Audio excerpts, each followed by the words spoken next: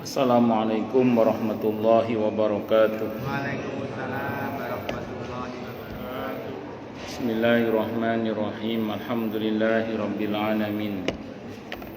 Wa bihi nasta'inu ala umurid dunya waddin. Wassalatu wassalamu ala asyrafil anbiya'i wal mursalin. Sayyidina wa habibina wa syafi'ina wa qurrati a'yunina wa maulana Muhammadin wa ala alihi wa ashabihi wa dhurriyyatihi ajma'in, amma ba'd. Ashhadu an la ilaha illallah wa ashhadu anna Muhammadar Rasulullah wa ufawwidu amri ilallah. Innallaha basirun bil ibad. Hasbiyallahu la ilaha illa huwa alaihi tawakkaltu wa huwa rabbul arsyil azim. Qala Allahu ta'ala fi kitabihil karim hikayatan an nabiyillahi Musa alaihi salam. Rabbi shrah li sadri wa yassir li amri wahlul 'uqdatam min lisani yafqahu qawli. Para alim, para asatid, para asatidah, para bapak dan ibu serta dari sekalian, hafizani wa hafizakumullah, bil khusus segenap pengurus Masjid Asy-Syuhada yang semoga pengurusnya dan jamaahnya selalu dalam naungan rahmat, barokah, perlindungan serta bimbingan Allah Subhanahu wa ta'ala. Amin, Allahumma amin, insyaallah.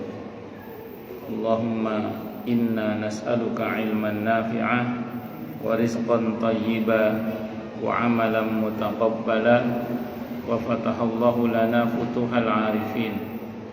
Allahumma inna na'udzubika min ilmin la yanfa' wa amalin la yurfa' wa qalbin la yakhsha' wa du'a'i la yusma'. Allahumma ati anfusana taqwaha wa zakkiha anta khairu man zakkaha anta waliyuha wa maulaha. Amin, Allahumma amin, insyaallah. Bismillahirrahmanirrahim. Masih melanjutkan kajian ayat-ayat tentang penciptaan Nabi Adam, seputar penciptaan Nabi Adam alaihissalam. Sekarang lanjutan Al-A'raf ayat 19 sekarang. A'udzu billahi as-sami'il 'alim minasy syaithanir rajim.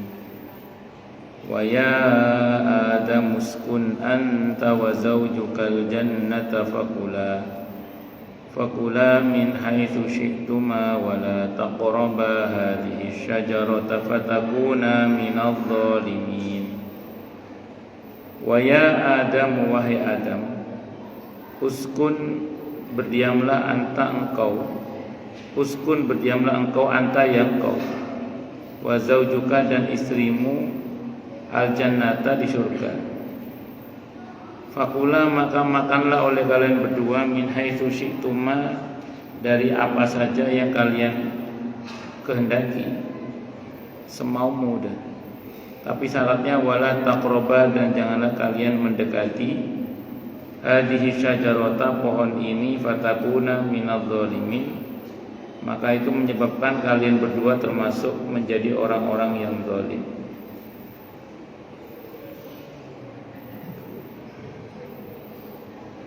Nabi Adam diuji oleh Allah, tidak boleh mendekati satu pohon. Kalau masih hidup ya diuji. Kalau nanti surga yang nanti setelah kita mati, itu sudah tidak berlaku lagi ujian ini.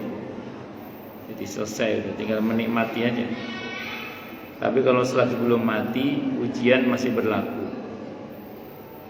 Makanya iblis yang sudah masuk surga pun masih diuji. Demikian juga Nabi Adam yang sudah di surga pun juga diuji, karena masih hidup dan belum mati itu. Fawaswasa lahuma syaitanu liyubdiya lahuma ma wuriya anhuma min sawatihima wa qala ma nahakuma rabbukuma an hadhihi syajarati illa an takuna malakaini aw takuna minal khalidin. Fawaswasa, maka kemudian setan membisikkan pikiran jahat kepada mereka, geridu.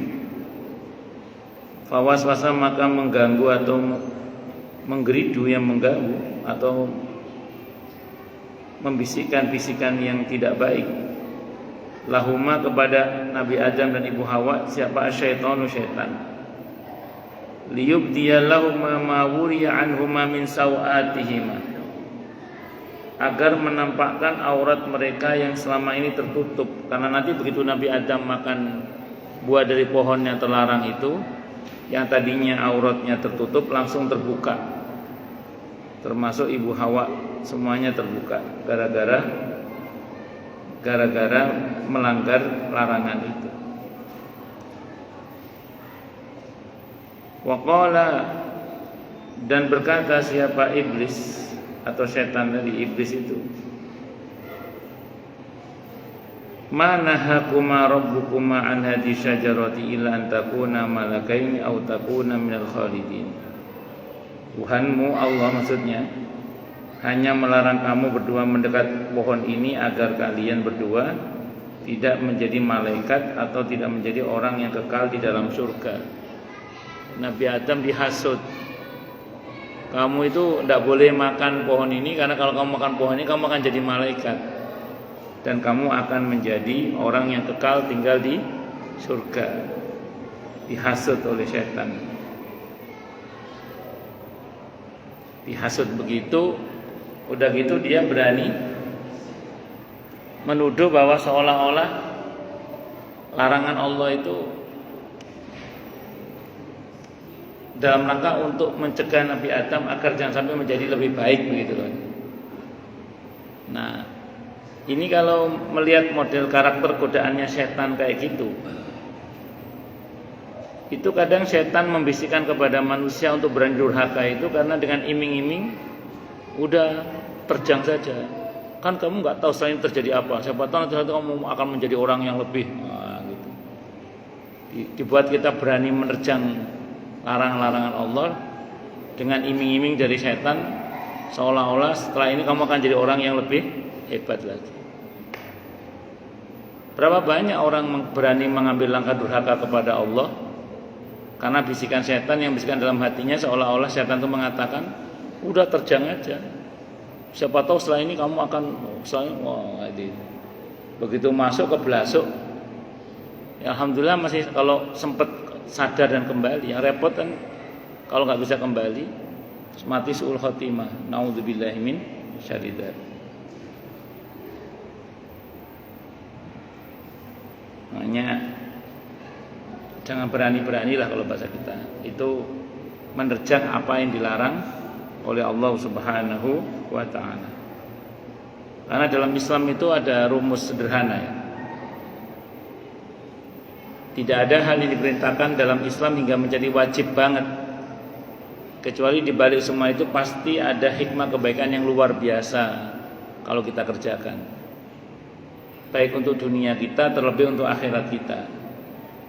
Dan tidak ada hal yang dilarang dalam Islam hingga haram dan dosa besar, kecuali di balik semua itu kalau kita terjang pasti ada bahaya yang menganga, baik untuk dunia terlebih untuk akhirat kita. Itu pasti itu. Maka kita jangan pernah berpikir, maksiat dulu sebentar kan demi kesuksesan, nanti kan bisa tobat. Nggak bisa gitu. Iya kalau sempat tobat, kalau nggak sempat tobat.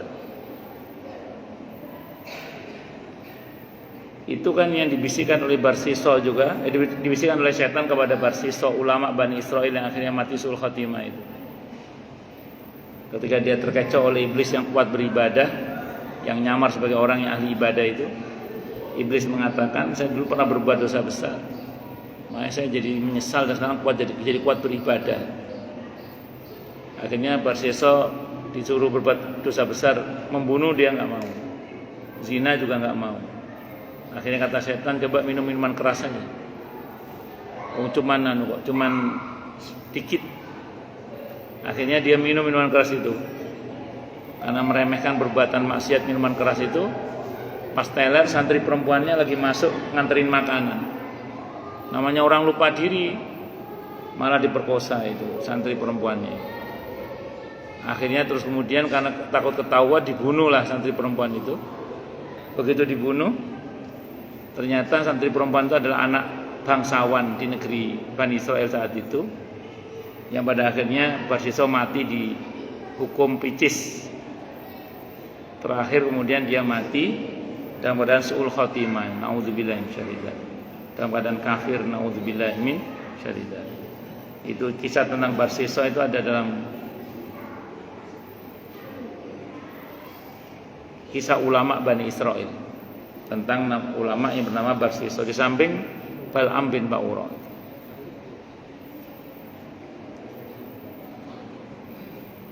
Allah.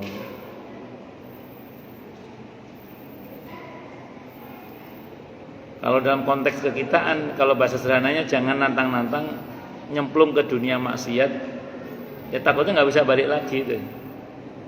Tahun 90-an akhir, awal 2000-an, di daerah Surabaya, di daerah Manuan itu ada, Surabaya ada daerah namanya Manuan. Nah itu ada di situ namanya Stiken.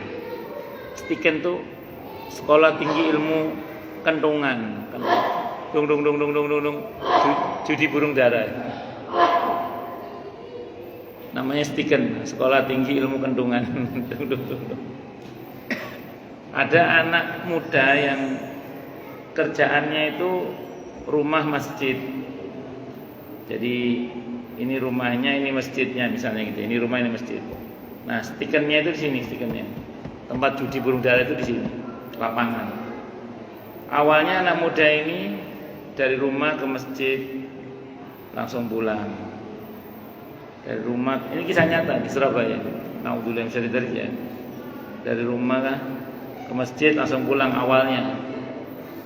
Lama-lama dari rumah ke masjid tidak langsung pulang, mampir nonton judi burung dara, baru pulang. Lama-lama tidak langsung ke masjid, nonton dulu, baru ke masjid, nonton lagi, terus pulang. Lama-lama nggak sampai masjid, lama-lama nggak sampai masjid, nonton judi burung dara ini. Tahun 2000-an awal seingat saya, sudah jadi bandar ya. Jadi kadang nggak terasa gitu kan, tahu-tahu terhanyut. Ya, makanya jangan nantang-nantang, jangan nantang-nantang berbuat maksiat. Takutnya nggak bisa pulang lagi. Kalau sempat pulang tobat, alhamdulillah. Yang repot kalau nggak sempat tobat. Wa qasamahuma inni lakuma laminan nasihin. Wa qasamahuma, dan setan itu bersumpah atau iblis bersumpah kepada keduanya, ini sungguhnya aku lakuma bagi kalian berdua laminan nasihin, pastilah termasuk orang yang tulus memberikan nasihat. Jadi ini ceritanya, setan sampai sumpah demi Allah, sampai sumpah demi Allah bahwa dia tulus menasihati Nabi Adam. Nah ini yang saya bilang kemarin, Nabi Adam salah ijtihad. Beliau beranggapan seperti beliau sendiri, tidak akan ada orang yang berani bohong atas nama Allah. Tidak akan ada orang yang berani bohong atas nama Allah. Rupanya iblis berani. Makanya Nabi Adam sama iblis beda. Kalau iblis dari awal dia niat durhaka. Kalau Nabi Adam tidak niat dari awal durhaka. Nabi Adam tadi salah ijtihad tadi itu. Dipikir kalau ada orang sumpah atas nama Allah pasti jujur. Ternyata dia bohong. Jadi dia sumpah atas nama Allah, dipikirnya sama dengan beliau, tidak akan berani bohong atas nama Allah. Ternyata iblis berani. Itu namanya salah ijtihad, bukan salah maksiat. Jadi Nabi Adam bukan salah ijtihad, bukan salah maksiat, tapi salah apa? Ijtihad. Dan saya ulang, itu beda antara orang yang sengaja berbuat maksiat dengan yang tidak sengaja dari awal untuk berbuat maksiat. Makanya dalam safar misalnya ada safar maksiat, ada maksiat fi safar, itu beda. Orang mengadakan perjalanan maksiat itu tidak dapat keringanan untuk mengqashar atau menjamak salat. Tidak mendapat keringanan untuk bisa tidak puasa di bulan Ramadan. Karena safarnya safar maksiat, perjalanannya memang tujuannya untuk maksiat. Tapi kalau maksiat fi safar, itu niatnya bukan maksiat safarnya, cuman di tengah perjalanan terjadi maksiat. Itu beda itu seperti itu. Dan saya ulang, di hadapan Allah beda nilainya antara orang yang sengaja dari awal berniat maksiat dengan orang yang dari awal tidak berniat maksiat terus terjadi maksiat. Itu beda itu.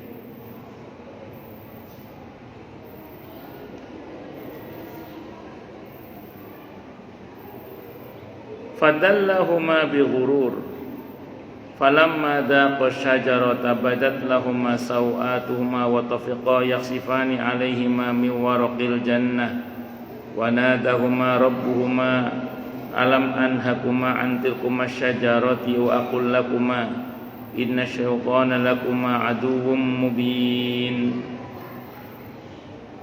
Dia setan membujuk mereka dengan tipu daya, ditipu Nabi Adam. Ketika mereka mencicipi buah pohon itu, tampaklah oleh mereka auratnya. Maka mulailah mereka menutupinya dengan daun-daun surga. Tuhan yaitu Allah menyeru mereka, bukankah aku telah melarang kamu dari pohon itu? Dan aku telah mengatakan bahwa sesungguhnya setan adalah musuh yang nyata bagi kamu berdua. Wis tak kandhani. Sudah saya bilangin, jangan mendekati pohon itu. Pohon itu membuat kalian auratnya terbuka. Wis tak kandhani, setan itu musuh bagi kalian, kok malah diiyakan omongannya setan itu. Nah, makanya nanti itu orang-orang ketika berada di mahsyar saat dihisab, ketika mereka catatan keburukannya dibuka oleh Allah, apa kata Allah dalam banyak ayat itu? Bukankah dulu telah datang kepadamu pemberi peringatan? Bukankah telah datang kepadamu pemberi peringatan? Artinya wis tak kandhani kok sik pancet balelo piye to ya. Makanya kita ini nanti di hadapan Allah itu enggak bisa mengelak gitu loh. Lawang sudah diutus bagi kalian seorang pemberi peringatan, para nabi, para rasul, ahli warisnya para nabi dan rasul, kok sik nduwablek ae. Nah, kira-kira gitu. Itu nggak bisa kita mengelak. Jadi mau tidak mau ya harus diproses. Kecuali memang belum pernah datang kepada dia seorang nabi pun, seorang rasul pun, itu baru dimaafkan oleh Allah sebagaimana janji Allah di surah Al-Isra ayat 15 itu. Tapi kalau enggak ya diproses tetap itu. Kenapa? Karena sudah sampai kepada kita pemberi peringatan, yaitu para nabi dan rasul. Oh berarti enakan jadi orang bodoh dong Ustaz. Karena orang bodoh, orang nggak ngerti, berarti nggak kena tuntutan untuk bertanggung jawab. Begini, orang bodoh itu dibagi dua. Ada yang bodoh sudah belajar tapi ilmunya belum nyampe.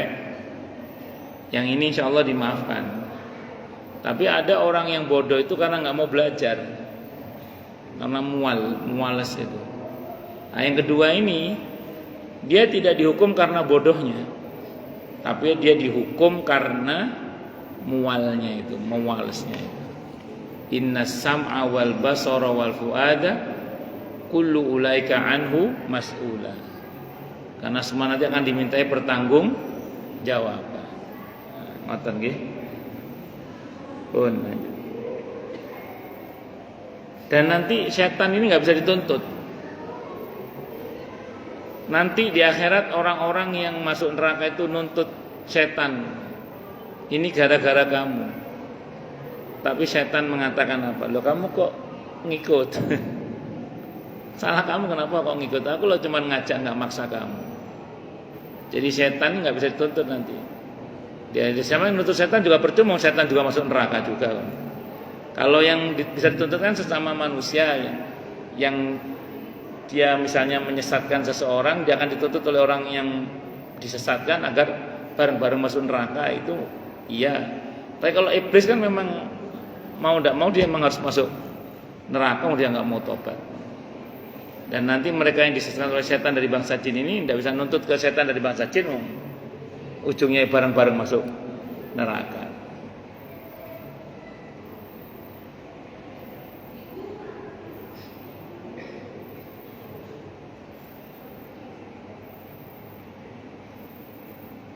Allah Akbar. Qala rabbana zalamna anfusana wa illam taghfir lana wa tarhamna lanakunanna minal khasirin. Nah, ini taubatnya Nabi Adam. Qala, keduanya berkata, Nabi Adam dan Ibu Hawa berkata, Rabbana, wahai Rabb kami, zalamna, kami telah berbuat aniaya, anfusana, pada diri kami sendiri. Wa illam taghfir lana, dan jika engkau tiada mengampuni untuk kami, dan tiada engkau mengampuni dosa kami, wa tarhamna, dan tiada menyayangi kami, lanakunanna, saya adalah kami minal khasirin, termasuk orang-orang yang rugi. Tobatnya Nabi Adam, kalimatnya Rabbana zalamna anfusana wa illam taghfir lana wa tarhamna lanakunanna minal khasirin. Boleh kita baca ini, boleh. Ini sebenarnya kalimat i'tiraf, pengakuan. Mengaku di hadapan Allah betapa yang salah saya ya Allah. Nah, inilah yang saya bilang kemarin. Bedanya iblis sama Nabi Adam. Kalau iblis begitu dikeluarkan dari surga, ngomel lah iblis. Nyalakan Allah, nyalakan Nabi Adam, nyalakan Allah, ngancam Nabi Adam. Gak terima dia dengan takdir Allah itu, gak terima. Ngomel. Kalau Nabi Adam begitu diputus salah, beliau langsung mengakui kesalahannya sambil berkata, Rabbana zalamna anfusana wa illam taghfir lana wa tarhamna lanakunanna minal khasirin. Nah, kita ini kalau kepada Allah, jangan banyak cakap kemarin. Kalau sama Allah itu jangan ojo kakean cangkem kemarin itu. Udah, kalau sama Allah itu iktiraf aja, ngaku aja. Ngaku aja, ya Allah, hamba yang salah.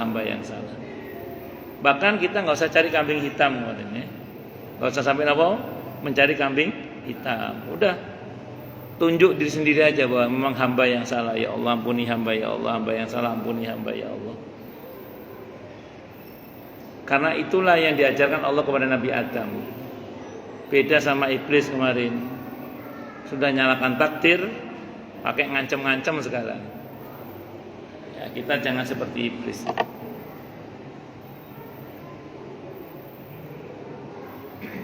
Qala bitu ba'dukum li ba'din adu.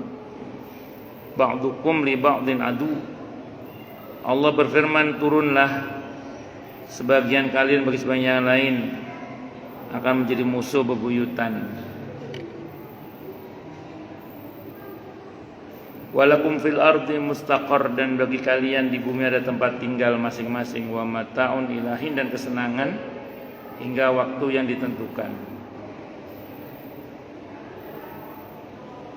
Qala fiha tahyana fiha tamutuna minha tukhrajun.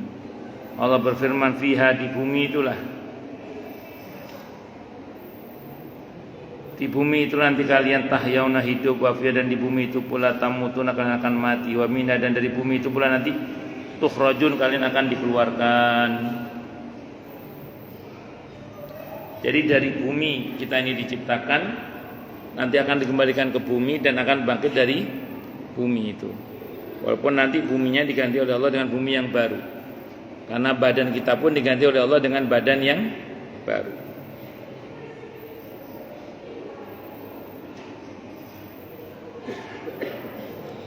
Kama qala ta'ala, sebagaimana Allah Ta'ala telah berfirman berikutnya fil ayatil ukhra, di ayat yang lain. Kali ini surah Al-Hijr.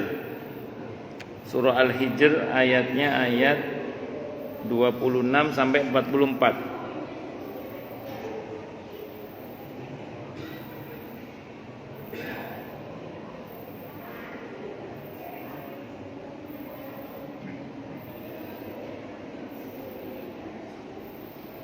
A'udzu billahi samii'il 'aliim minasy syaithaanir rajiim.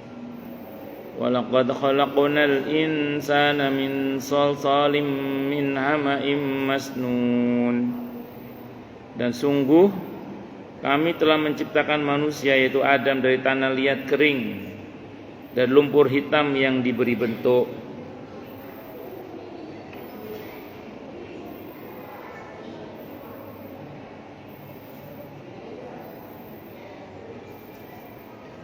Oh ini maaf yang tadi ini yang terakhir tadi di surat Toha dulu ya, surat sebelum masuk ke surah Al-Hijr, sebelumnya ada surat Toha dulu. Surat Toha ayat 55 ya. Minha khalaqnakum wa fiha nu'idukum wa minha nukhrijukum taratan ukhra. Dari bumilah kami menciptakan kalian dan ke dalam bumi pula kami akan mengembalikan kalian. Wa minha, dan dari bumi itu pula nukhrijukum kami keluarkan kalian taratan ukhra, di kali yang lain. Ayat ini di samping informasi kita diciptakan dari bahan dasar saripati tanah, ayat ini juga informasi bahwa setiap kita sudah punya jatah kuburan. Setiap kita punya jatah kembali ke bumi. Makanya kalau kata Imam Al-Qurtubi dalam kitab At-Tadhkirah, kita ini tidak disyariatkan untuk persiapan pemakaman seperti menyiapkan kuburan atau kain kafan. Itu enggak disyariatkan sebenarnya itu. Yang disyariatkan kata Imam Al-Qurtubi adalah persiapan menghadapi kematian. Bukan tidak boleh beli kuburan, silakan aja, tapi jangan diyakini pasti kuburan kita, karena kita tidak tahu di bumi mana kita mati. Bukan tidak boleh beli kain kafan, tapi jangan diyakini itu pasti kain kafan kita, karena belum tentu kita mati di sini. Nah kalau panjenengan memang kebanyakan duit, beli kuburan tidak apa-apa sama kain kafannya, terus pesannya gini sama anak-anak, ini mama papa beli kain kafan ini. Belum tentu mama papa yang pakai juga, karena kan mama papa tidak tahu di mana meninggalnya. Cuman seandainya mama dan papa meninggal di sini, biar kalian nggak usah susah-susah nyari kuburan. Nah, kalau kata Imam Al-Qurtubi, itu tidak termasuk dalam daftar yang disyariatkan sebenarnya. Yang disyariatkan dalam Islam itu persiapan menghadapi kematian itu sebenarnya. Itu satu dulu. Nah, kemudian yang kedua, kita ini kan ayatnya Allah udah janji ya, bahwa setiap kita yang tercipta dari bumi oleh Allah akan dikembalikan ke bumi itu. Jadi semua kita ini sudah punya jatah di perut bumi masing-masing kita ini. Jadi nggak usah pusing dengan apa yang Allah jamin. Walaupun hingga detik ini jenengan nggak siap kuburan, tapi coupling kita di bumi sudah ada jatahnya. Kita tidak tahu apakah kita jatahnya di Solo, apa di Jogja, apa di Turki, apa kita berada di Makla atau berada di Jannatul Baqi, kita tidak tahu. Jatah kita di mana tidak tahu kita. Tapi setiap kita ada jatahnya di bumi ini. Itu dijamin sebagaimana Allah menjamin rezeki. Allah memastikan yang diciptakan dari bumi akan kembali ke bumi. Dan saya termasuk yang mengetahui beberapa orang yang meninggalnya mendadak, ya pemakamannya gampang. Karena memang jatah pulang ke buminya itu sudah dijamin. Sebagaimana juga ada orang yang sakit lama, kuburannya sudah siap, tapi pas pemakaman ada saja kendalanya. Termasuk salah lubang itu ada. Enggak, saya sudah digali lagi itu. Salah lubang sampai digali lagi. Padahal sudah disiapkan jauh-jauh hari. Jadi yang meninggal mendadak pemakamannya gampang, yang sudah disiapkan ada aja kendalanya. Tapi tetap balik ke perut bumi tetap. Karena ada janji Allah ini di surat Toha ini. Maka kita ini nggak usah risau soal pemakaman. Tapi kalau jenengan pemegang kebijakan, harus membuat kebijakan yang terkait dengan supaya masyarakatnya mendapatkan pemakaman yang layak itu. Kalau Anda jenengan pemegang kebijakan. Tapi kalau sebagai person pribadi nggak usah khawatir. Semua kita punya jatah kembali ke perut bumi. Dan itu nggak ada yang bisa menghalangi itu, karena janji Allah sudah.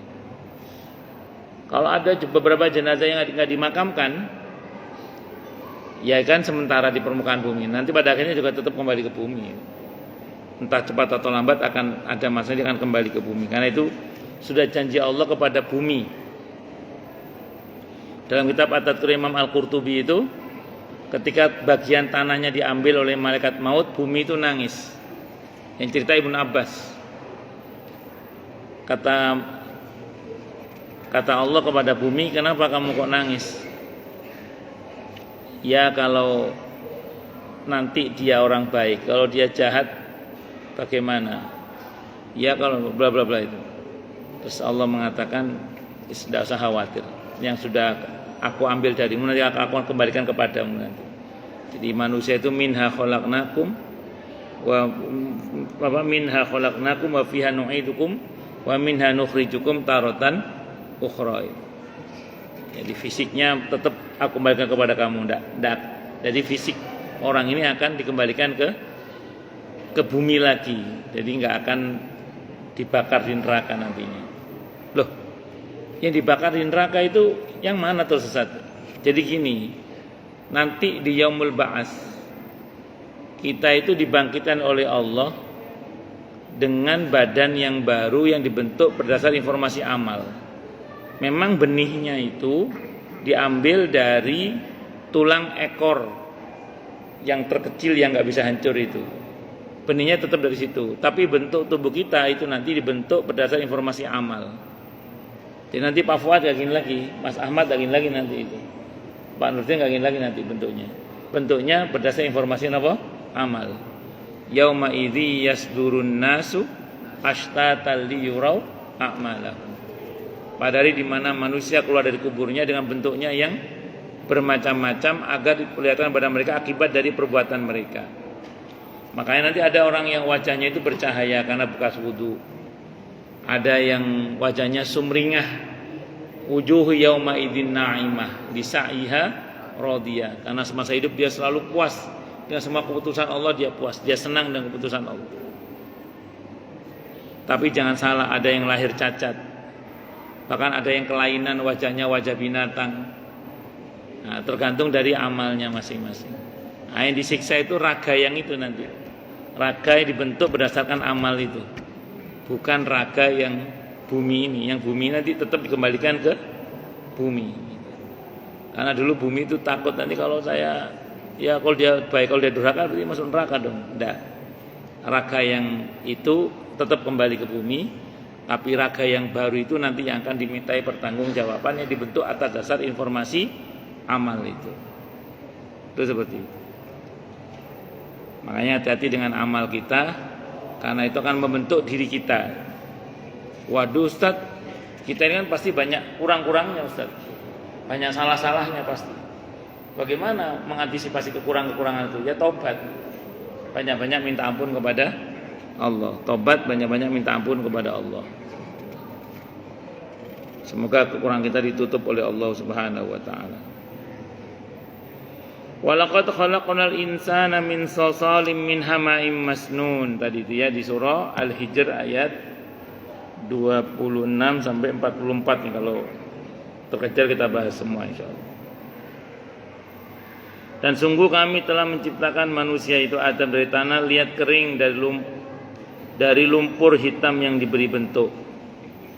Makanya kita ini tidak ada yang lepas dari daki. Di rambut ada ketombe, turun dikit ada belek, turun dikit ada upil, ada masalah di gigi, ada sampai kotoran terus. Tidak ada yang bersih lah kita ini. Ada bagian yang pasti mengandung daki itu dan aneka kotoran-kotoran dalam tubuh kita. Makanya adalah aneh kalau manusia merasa dirinya bersih, itu ya aneh. Baik secara jasmani maupun secara rohani. Karena begitu orang merasa bersih ditegur oleh Allah. Di surah An-Najm ayat 32 itu, fala tuzakku anfusakum wa a'lamu bimanittaqa. Maka janganlah kalian mengatakan diri kalian itu suci atau bersih, karena sungguhnya Allah lah yang paling tahu siapa yang bertakwa di antara hamba-hambanya itu. Nah, semua kita ini diciptakan dari tanah. Hanya kalau untuk kita dibahasakan dengan saripati tanah. Kalau Nabi Adam kan tanah betul. Kalau kita dari saripati tanah. Dan kita akan dikembalikan ke tanah di mana itu menjadi bahan dasar penciptaan kita dulu. Makanya orang yang diciptakan dari saripati tanah Mekah Madinah, dia akan kembali ke sana nanti. Walaupun dia bukan orang Mekah, bukan orang Madinah. Orang yang diciptakan dari saripati tanah Indonesia, walaupun dia orang Amerika, dia akan mati di sini dan dimakamkan di sini. Karena memang dia akan dikembalikan ke asal muasal bumi di mana dia diciptakan itu. Dalam kitab At-Tadhkir Imam Al-Qurtubi sebuah satu riwayat bahwa setiap orang itu ditaburi dengan tanah kuburannya. Dengan kata lain, semua kita akan kembali ke tempat di mana dulu asal muasal saripati itu diambil. Dan kita tidak tahu kita diambil dari saripati tanah yang mana. Makanya kita tidak tahu di bumi mana kita mati. Kita tidak tahu. Apalagi kalau bapaknya sering traveling. Terus mungkin makan makanan di negara mana, terus kemudian ya tidak tahu apakah dia nanti akan mati di situ atau tidak, itu tidak tahu. Izin minum dulu.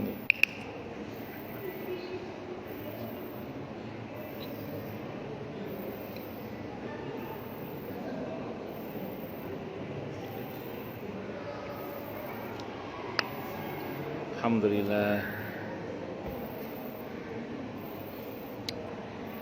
Pun lanjut.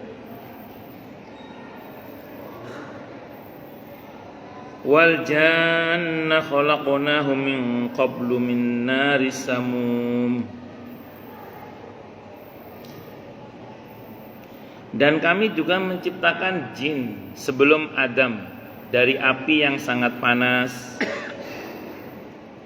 Sebelum Nabi Adam ada makhluk namanya jin. Ini bahan dasarnya adalah api.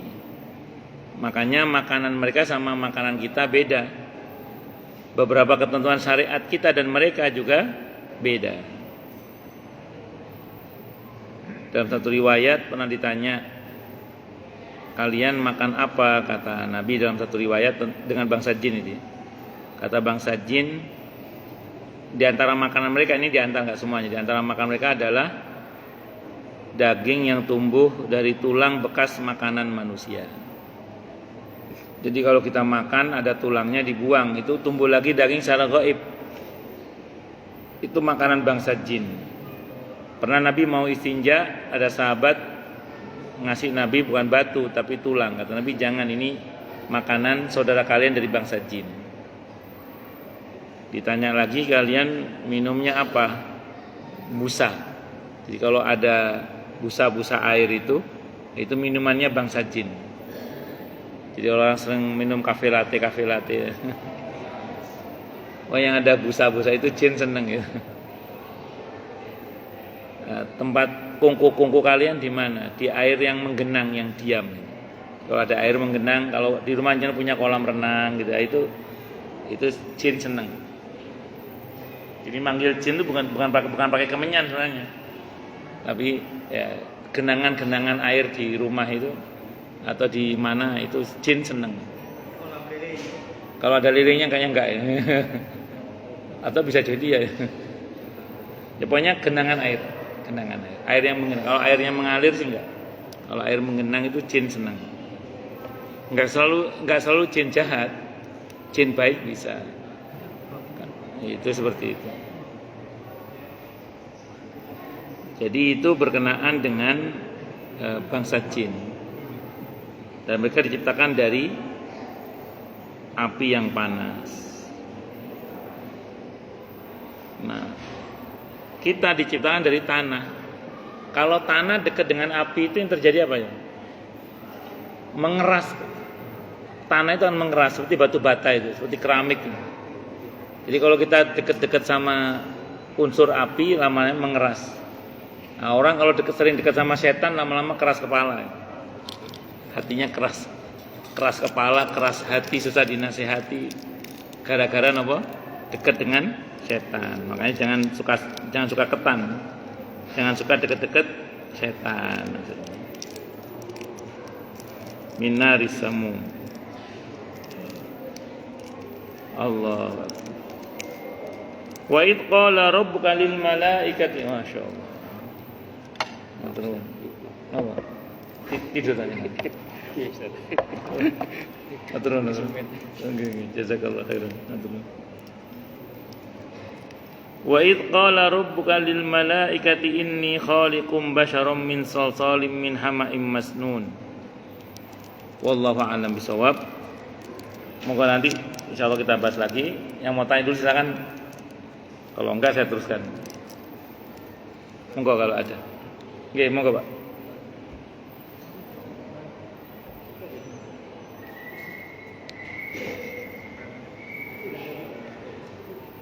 Waalaikumsalam warahmatullahi wabarakatuh. Assalamualaikum warahmatullahi wabarakatuh. Waalaikumsalam warahmatullahi wabarakatuh.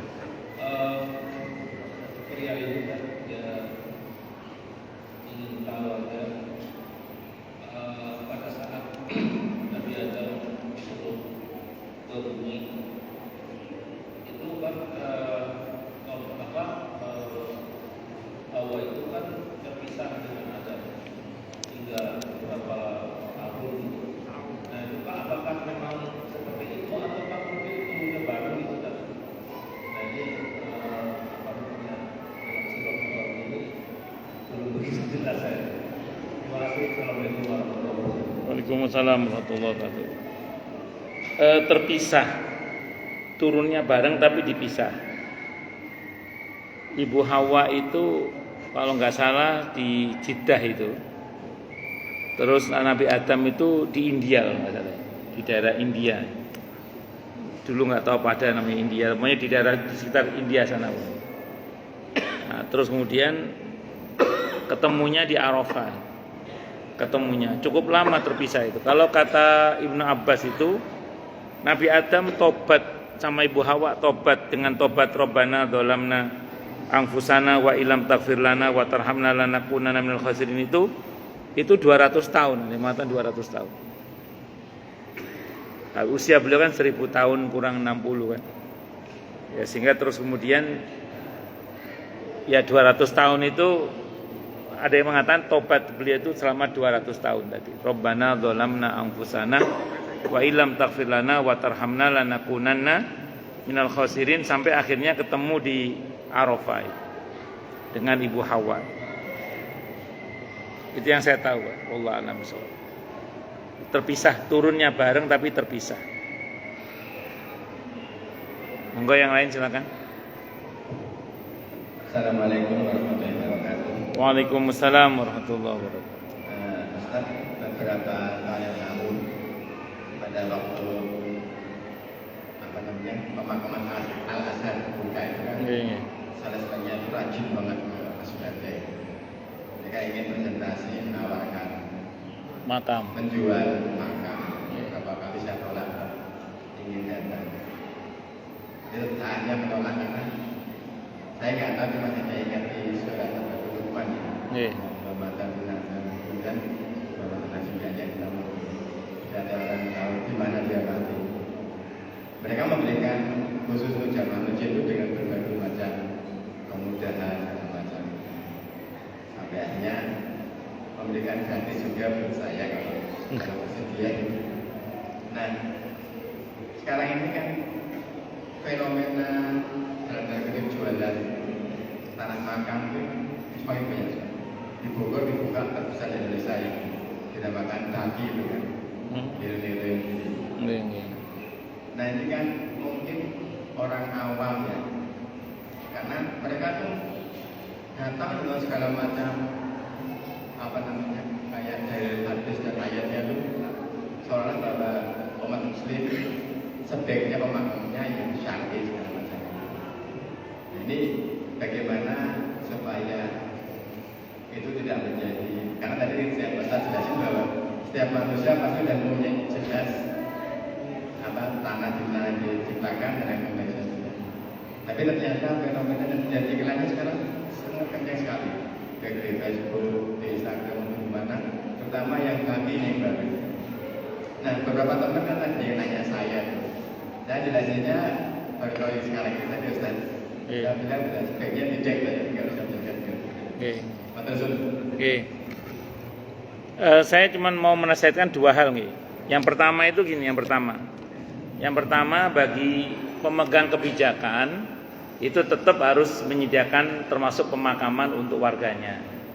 Misalnya dengan wali kota, dengan gubernur, dengan kepala desa itu tetap harus punya kebijakan untuk membuat kuburan gitu supaya masyarakatnya kalau mati nggak susah di pemakamannya sebagai pemegang kebijakan. Tapi kalau kita bicara person, kita sebagai pribadi, sebagai keluarga, sebagai pribadi, kalau kita merujuk pada surat Toha tadi itu, ya intinya satu sebenarnya, semua kita itu sudah punya jatah kembali ke bumi, dan itu Allah pastikan, dan itu janji Allah kepada bumi itu.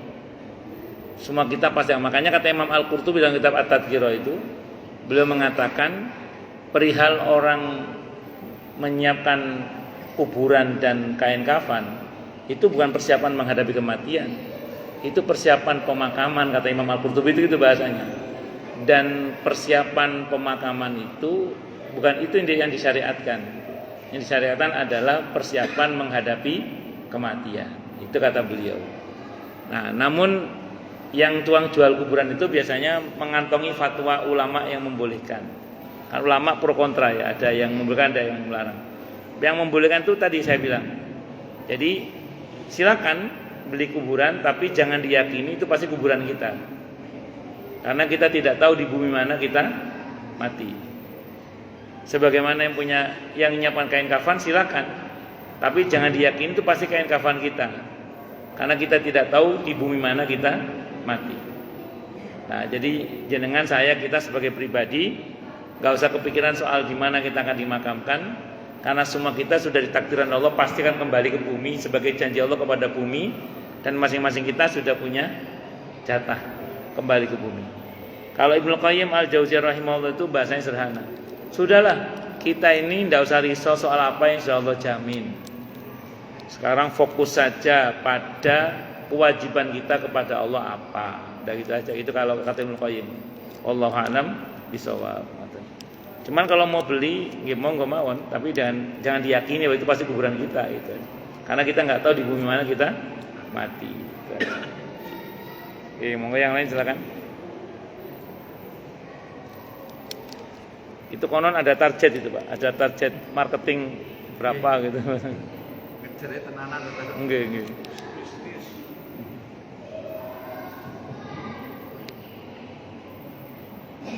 Assalamualaikum warahmatullahi wabarakatuh. Waalaikumsalam warahmatullahi wabarakatuh. Menyambung dari Ustaz Fuad tadi, termasuk kita orang yang pertama, orang yang akhirnya meninggal misalnya tidak dikuburkan di bumi gitu Ustaz. Misalkan di laut, dia misalkan kecelakaan dengan dari misalnya tubuhnya hancur, apakah itu termasuk?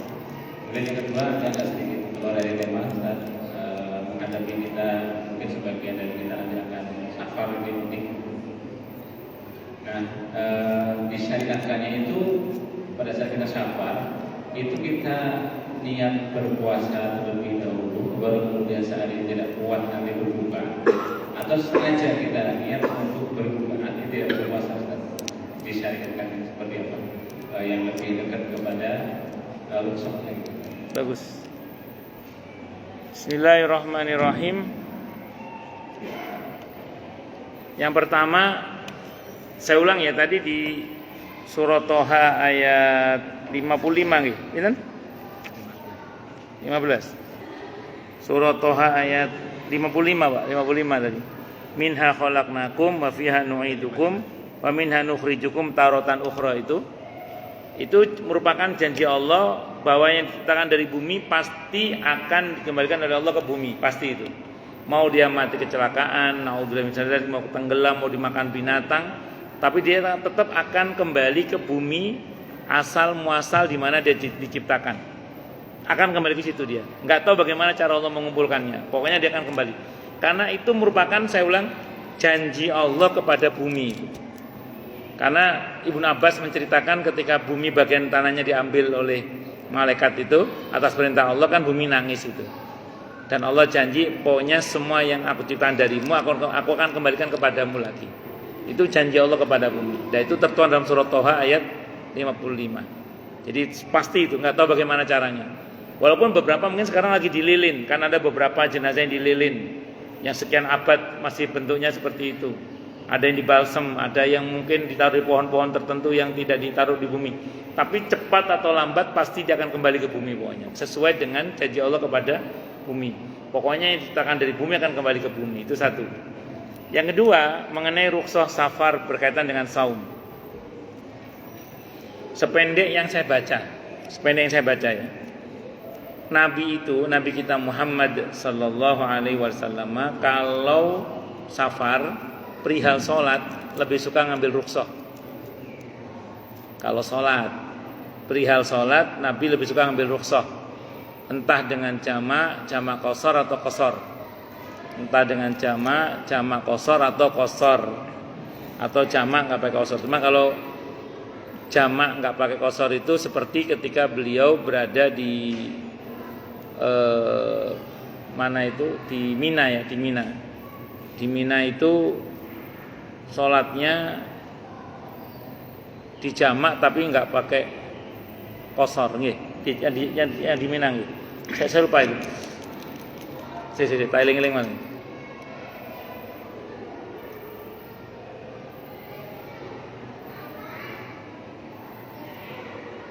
Saya lupa saya. Yang di Mina itu dijamak apa? Jamak qasar nih. Kalau oh iya di Arafah nggih jamak qasar. Kalau yang di Mina itu di Mina jamak qasar juga. Betul, yang di Minanya yang pas kita ngambil kan mabit di Mina kan wajib haji itu. Sebelumnya kan juga sebelum Arafah itu tarwiyah, kita ambil tarwiyah juga itu di di jamak qasar. Pak saya kok lupa saya. Itu pokoknya terjadi perdebatan antara Sayyidina Utsman bin Affan radhiyallahu an sama Abdullah bin Mas'ud radhiyallahu an. Saat itu seingat saya Nabi itu tidak menjamak qasar. Tidak menjamak qasar tapi hanya menjamak salat di Mina. Selama di Mina itu hanya dijamak tapi tidak dijamak qasar. Nah, itu baru dijamak qasar di Arafah. Di Arafah itu dijamak qasar. Tapi di Mina itu seingat saya mboten yang di Mina itu. Kalau yang di Muzdalifah di qasar maun paling itu. Qasar maun. Kalau yang di Muzdalifah itu. Pokoknya kalau sholat tapi ngambil rukhsah itu aja lah. Saya mohon maaf agak lupa kalau yang di Mina tadi itu. Pokoknya kalau enggak jamak qasar itu aja. Nah, sementara kalau sedang saum kayak Ramadan, safar itu Nabi tidak suka mengambil rukhsah. Karena beliau berpegang pada ayat wa antasumu khairul lakum. Itu ayat bicara tentang keringanan awalnya, faman kana minkum maridun aw ala safarin fa'iddatum min ayyamin ukhra wa 'alladziina yutiqunahu fidyatun ta'am miskin faman tatawwa khairan fa huwa khairul lah wa antasumu khairul lakum. Jadi kalau milih puasa itu tetap lebih baik. Jadi sebaiknya berarti kalau merujuk pada arahan ayat itu dan yang Nabi lakukan saat safar kita tetap sahur dan niat berpuasa. Adapun di dalam perjalanan kemudian kita memutuskan untuk mengambil rukhsah, maka itu dipersilahkan. Nah, jadi aturan mainnya tetap sahur, tetap berpuasa, niat berpuasa dan tetap berpuasa seperti biasa. Adapun di tengah perjalanan memutuskan untuk mengambil rukhsah, maka dipersilahkan. Itu yang saya pahami. Wallahu a'lam bishawab. Monggo yang lain silakan.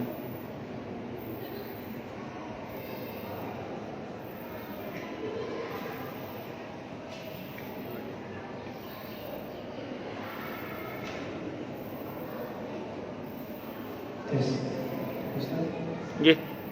saya yang di kosong kan bisa jamaah kosong atau kosong. Jadi kalau dalam safar itu saya pergi ke daerah, boleh mengerjakan salat subuh 2 rakaat. Terus nanti asar 2 rakaat itu maksudnya Ustaz? Iya, kalau kosor aja. Nggih. Jadi kalau kosor itu kita sholatnya tepat pada waktunya. Nah, jadi tepat pada waktunya, tapi dengan cara di kosor, tapi tidak dijamak. Gitu. Kalau dalam mazhab Hanafi itu tidak dikenal jamak kosor, nggak dikenal. Kalau jamak aja, kalau kosor aja. Kalau dalam mazhab Hanafi. Kalau dalam mazhab Syafi'i dikenal istilah jamak kosor itu. Itu yang saya tahu. Wallahu a'lam bishawab.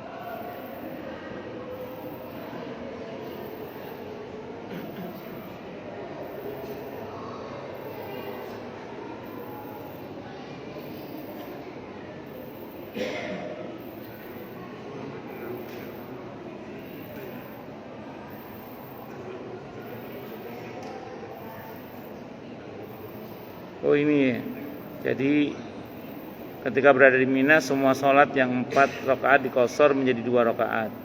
Sholat yang dikosor itu adalah zuhur, asar, isya. Sehingga pada Mina 4 sholat yang dilakukan 2 rakaat. Sholat yang satunya lagi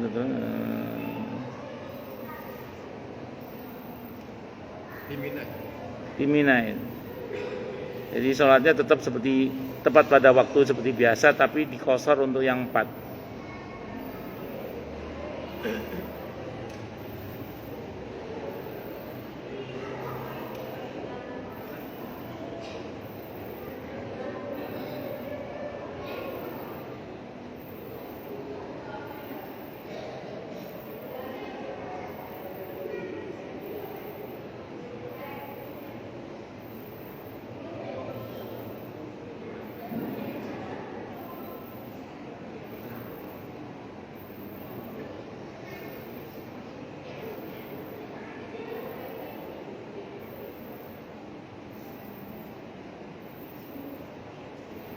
Sholat tepat pada waktunya seperti biasa, tapi dikosor, tapi tidak dijamak. Kalau yang di Arafah memang saya ingat itu dijamak kosor itu. Ya, tapi kalau yang di Mina itu sholat tepat pada waktunya, tapi tidak digabung. Nah, itu sempat ada perdebatan antara Abdullah bin Mas'ud sama Sayyidina Utsman tentang menjamaknya itu. Nah, tapi akhirnya mereka sepakat bahwa itu adalah ijtihad Sayyidina Utsman yang menjamak di waktu berada di Mina itu. Kan orang safar boleh menjamak juga kan. Itu seperti itu. Wallahu a'lam. Monggo yang lain silakan kalau ada. Atau jelas semua atau tidak jelas semua.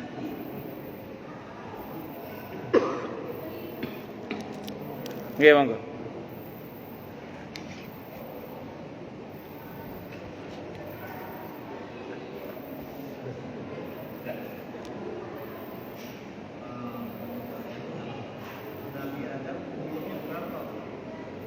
Kalau di dalam Sahih Hadits Qudsi itu 1000 tahun. Nggih. beliau 1000 tahun usianya, terus disumbangkan yang 60 tahun untuk Nabi Dawud. Berarti total usia beliau itu 940 tahun. Nggak sampai 1000 tahun. Kalau aslinya jatah umur beliau itu 1000 tahun. Itu dalam kumpulan Sahih Hadits Qudsi ada di situ. Kalau Nabi Nuh usia dakwanya saja 950 tahun, 1000 tahun kurang 50 tahun. Itu Nabi Nuh, usia dakwanya Nabi Nuh. Oke.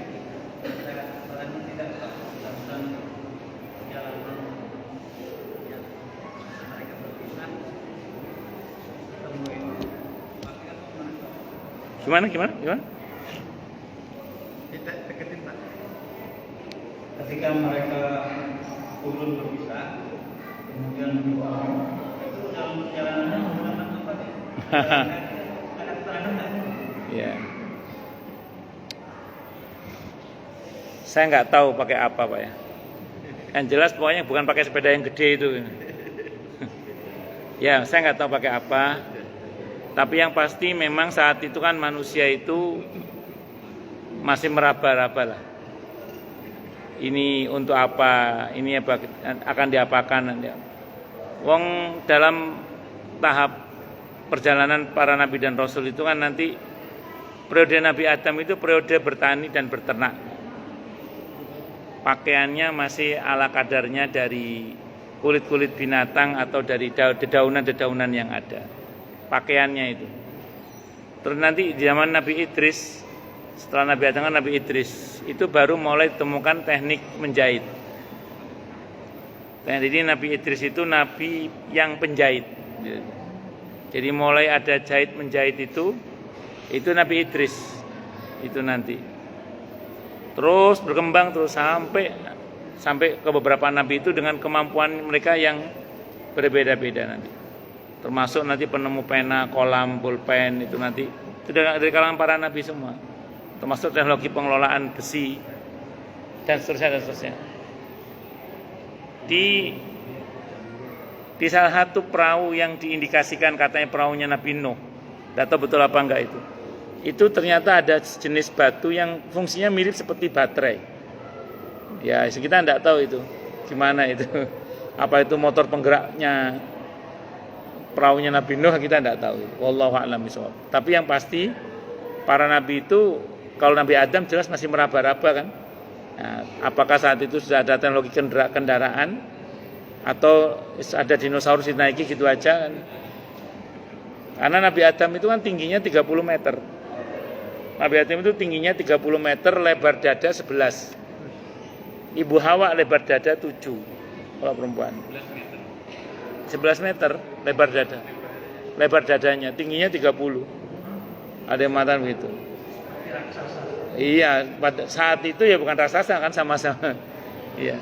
Makanya andaikan saat itu memang dinosaurus masih ada, ya kayak mainan anak kecil sekarang aja. Nabi Adam 30 meter tingginya. Ya kayak kalau kita nemu biawak gitu aja ini. Dinosaurus itu. Ya, jadi seperti itu. Wallahu a'lam.